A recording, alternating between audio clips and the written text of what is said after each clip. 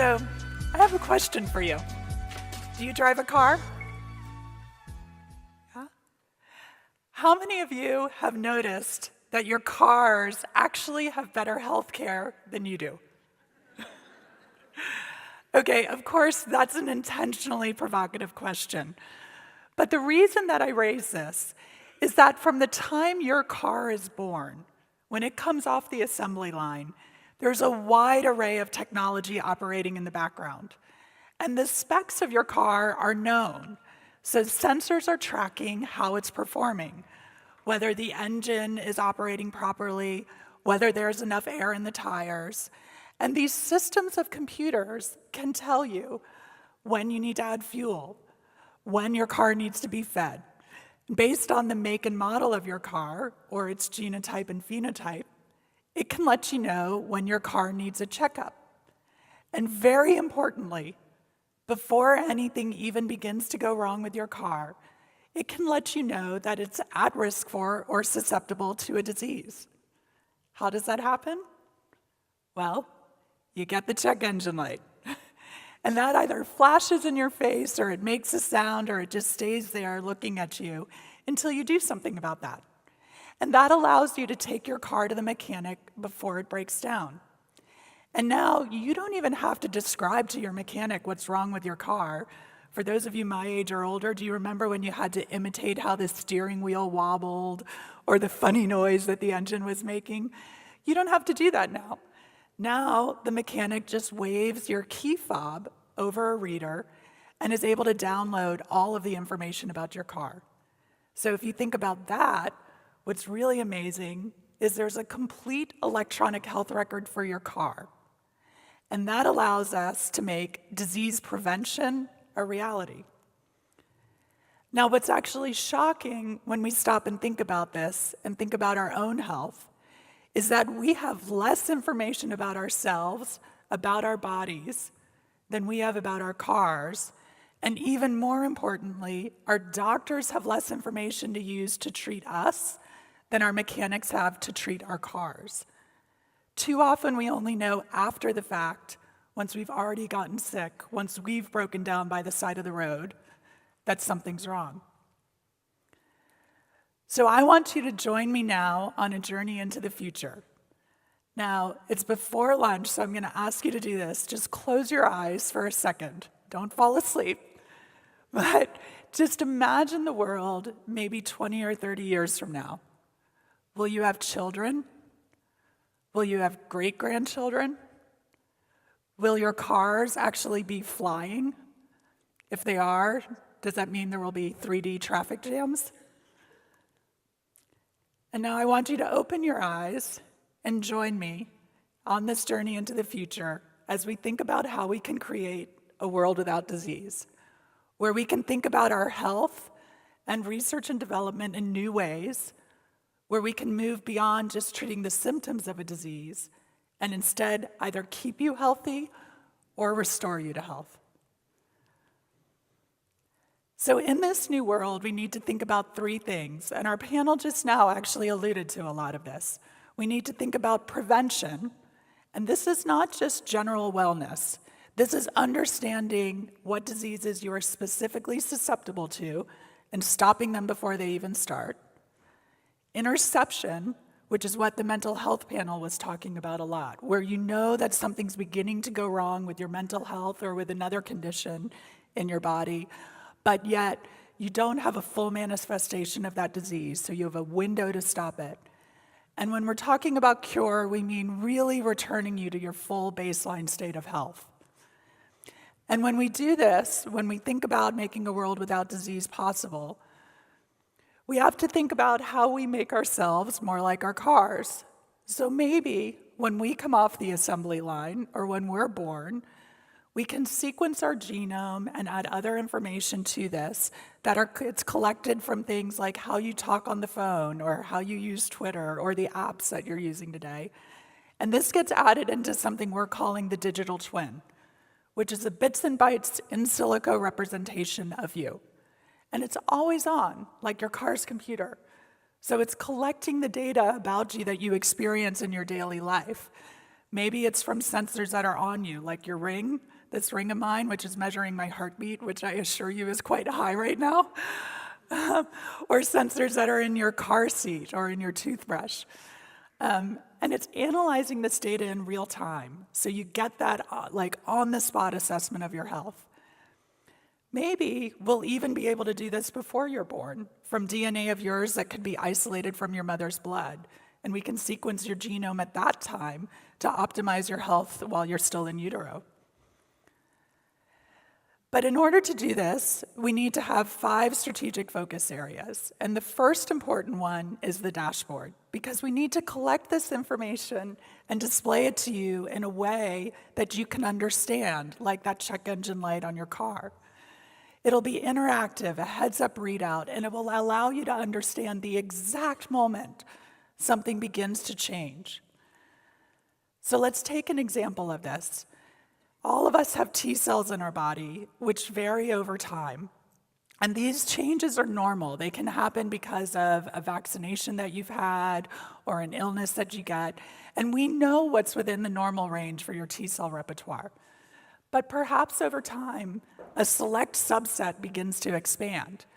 And that lets us know that it's time to stop and pay attention, because your check engine light has just gone off and there's something wrong with your health. So you may be wondering, is this science fiction?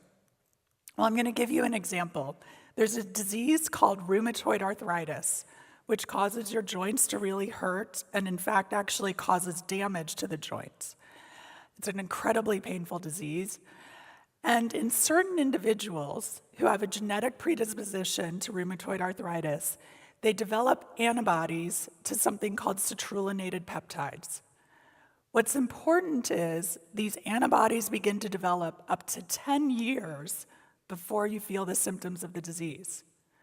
So that gives you 10 years to know that your check engine light is on and give a doctor an opportunity to intervene and stop the disease before damage occurs in your joints. So is this science fiction? I think it's becoming science fact. So let's look at the second area that we need to focus on. These are the insights, the deep understanding of the root cause of disease, because we need to understand who is at risk for a disease and why, which patients will progress and how fast.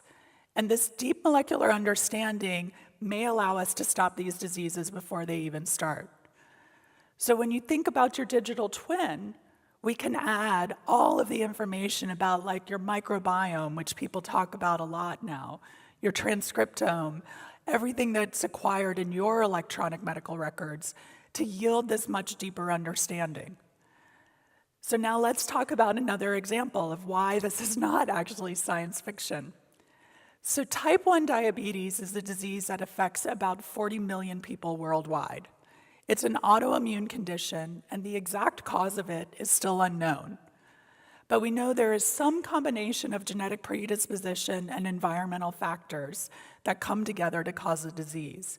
And recently, scientists have discovered that there are 4 common autoantibodies that if a person has any 2 of those 4, they will go on to become insulin dependent.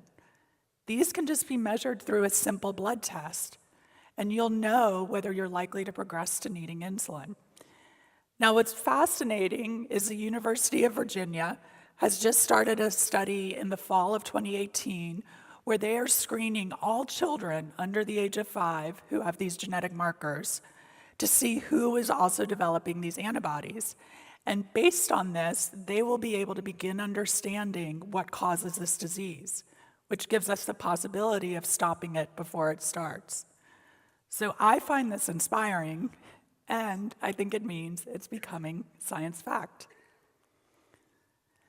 So now the third area that we need to focus on is something that becomes obvious when you think about this, which is diagnostics.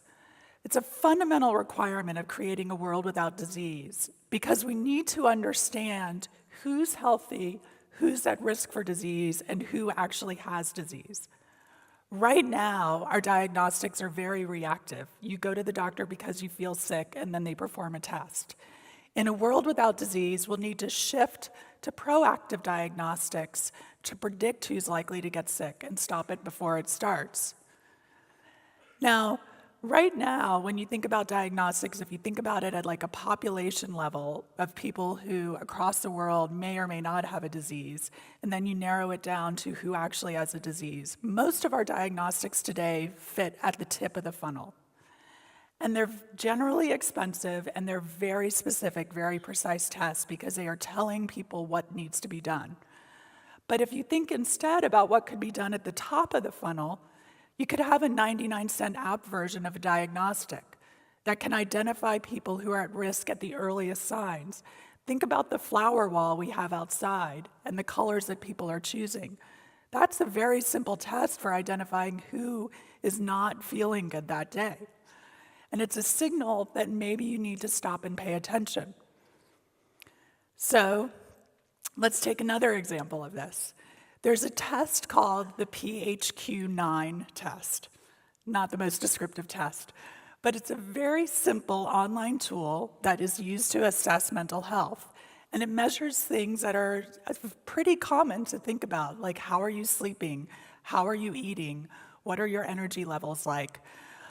But it's specific enough that we are actually using it in a clinical trial as a secondary endpoint of a novel drug we're developing to treat treatment-resistant depression. What's fascinating to me is in the United States, Google has rolled out this test. So if you Google depression or major depression or am I depressed, you will get the option of filling out this questionnaire. And then that can indicate to you whether you may need to seek care from a provider. So is this science fiction? It's actually being used. I believe that it's becoming science fact. Now, the next area is interventions. What are we going to do about this? If we've gotten a signal from our dashboard that our check engine light is on, what do we do so that we can move away from treating disease and instead prevent or intercept or cure it? Well, we have digital therapeutics. There's a company called Omada Health, which is an app that has been clinically validated and is now reimbursed for preventing type 2 diabetes. We can also modify our behavior to be healthier or use cutting-edge technologies like the CRISPR and TALENs and recombinase technologies that allow us to repair your DNA and cure a disease. Of course, we'll also have traditional medications, but they can be used in a much more targeted and precise way. So let's think about another example here. Multiple myeloma is a field that Johnson & Johnson has been involved in for a long time. But before you get multiple myeloma, which is a blood cancer, you get a condition called smoldering myeloma. Before you get smoldering myeloma, you get something called MGUS. And before you get MGUS, researchers have just begun to discover that you get a condition they're calling clonal hematopoiesis or clonal lymphopoiesis. Now, what's important about that is that if we can identify those early changes, we may be able to intercept that disease before anybody actually develops multiple myeloma. And we've entered into a 5-year collaboration with Oxford in the UK to work on identifying these changes. So this is, again, transitioning to becoming science fact. Now, the last area that we need to focus on is delivery. And this is an area where people really start to question this because they say, well, how are you going to get paid for preventing a disease? Or how are doctors going to know to intervene? But if we're no longer focused on treating disease, we can think about different business models and changing away from the traditional sites of care to reward healthy behaviors. Maybe we'll end up with a warranty for our bodies, or at least a prepaid maintenance plan so you go in and you get checkups at the right time. And we actually already see that in Johnson & Johnson, where we get better benefits on our dental insurance if we get our teeth professionally cleaned at least twice a year. So it's incentivizing the behaviors to prevent future problems. But now let me give you another example, and this is a story you actually all probably know well. So years ago, doctors discovered that people who were having heart attacks and strokes prior to that had a buildup of plaques in their arteries. So then they started researching what causes those plaques, and they discovered it was a cholesterol, LDL specifically. So then they studied cholesterol, and they said, how can we lower cholesterol? And they developed the class of drugs called the statins, which many of you know. And so when people question, well, gosh, what is the business model here? I say it's already happened. We have a whole class of drugs that intercept a disease before you have a heart attack or stroke. So we know it's possible. We know people are interested and willing to maintain their health. So it's becoming science fact. Now, what's important about all of this, though, and why I want to speak to all of you in this room, is that this is an integrated strategy. All of these pieces have to come together, lock together, in order to make a world without disease possible, so that we can transition away from just treating symptoms and instead thinking about maintaining or restoring health. And one of the areas where we're working to do this now is in tuberculosis. We're looking at how we can create a world without TB. Now, this is not a disease that many of us in this room probably think about very much, but 1/4 of the world's population has latent tuberculosis, and 10 million people each year go on to develop active tuberculosis. Importantly and heartbreakingly, 1.7 million of those people die each year. So 1.7 million people die of tuberculosis, which is the same as lung cancer, but it's not a disease we talk about much. And just to make this really poignant for you, that's 4 people every minute. So I'll be talking to you for about 20 minutes today. That means 80 people will have died of tuberculosis while I'm talking to you. And what's really important about this is that it's a disease that's uniquely suited to this approach. We can prevent people from getting tuberculosis to begin with. We can intercept it when it's still in its latent form before it becomes an active disease. And we are one of the few companies that has done research in this space and have a product that can help cure this disease. It was the first new drug for tuberculosis in over 40 years.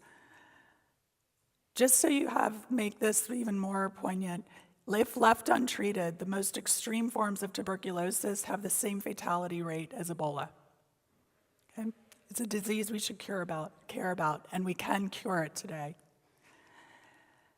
Now, one of the things that I love about working at a company like Johnson & Johnson is that you have the opportunity to work on visionary strategies like this.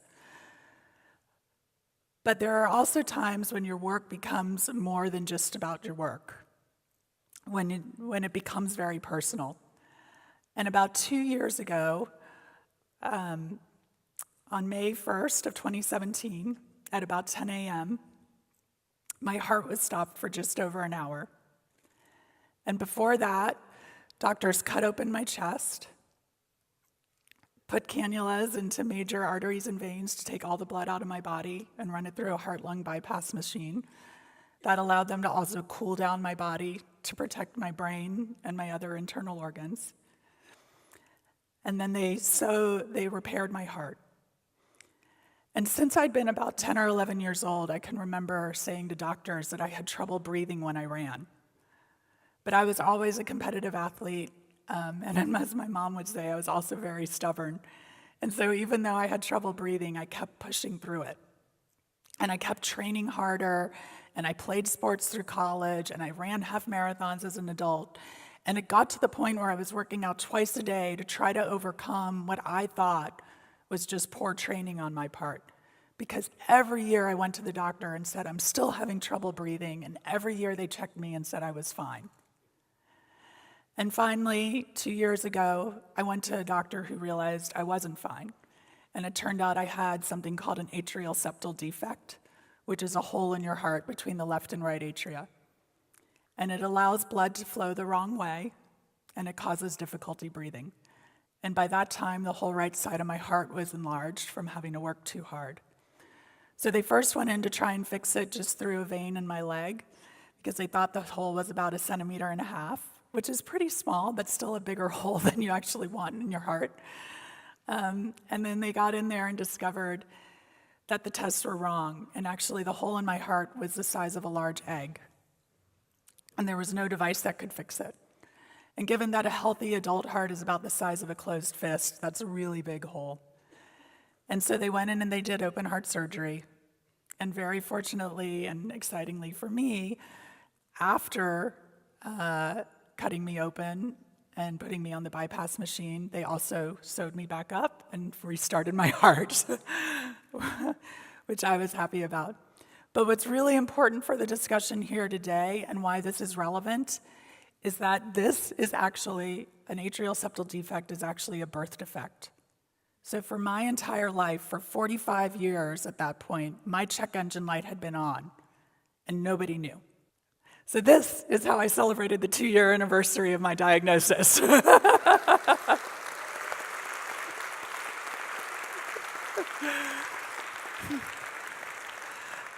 My mom still refuses to look at that picture, by the way.